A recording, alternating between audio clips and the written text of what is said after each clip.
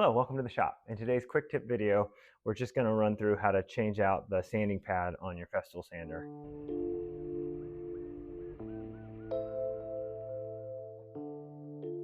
We're going to be replacing the sanding pad on my Festool ETS 125 EQ. I was sanding with it the other day and it just shredded apart. I think this is a result of using it to wet sand something in the past. It just made the foam brittle and caused it to come apart. So we're gonna just replace it. I ordered a new one on Amazon. So we'll just get into it.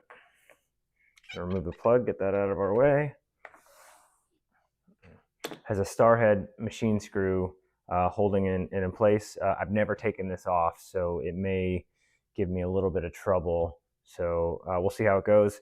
The new pad does come with replacement hardware. So there is, within the box, it comes with the new pad. I got a medium hardness pad, and it comes with 4 new bolts that look like they have some like Loctite sort of material on them to help them to stay locked into the router. So we will take the old one off, replace the hardware, put the new one on, and should be good to go.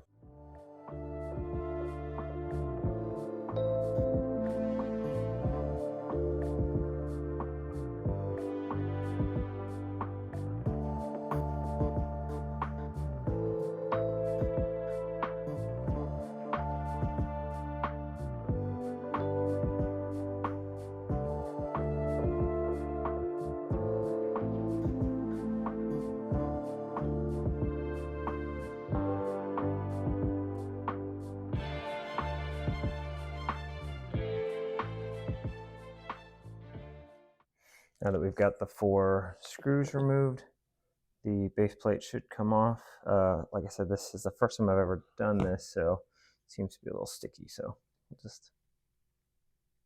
don't want to break anything in this process. There we go. We've removed the old sanding disc by removing the 4 machine screws. So now that we've got the old one off, we're going to slide the old hardware out of the way since it provided us with new hardware. While we're in here, though, I think we're going to clean this out so that we got it as fresh as possible. Now that we have the old pad removed, we can just give this a quick cleaning. I'm going to scrub it with a toothbrush. Never been used before toothbrush. Just to try to get some of this gunk out of here. Now that the old pad is removed, we can attach the new pad. There's some tabs on the pad itself.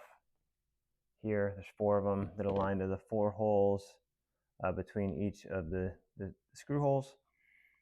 So we just got to get that lined up, and then we can attach the screws and this repair will be complete. I say repair, if you ever wanted to just switch between a soft pad and a hard pad, you would just follow the same technique. I just happen to have needed to replace this, so that's why I'm calling it a repair.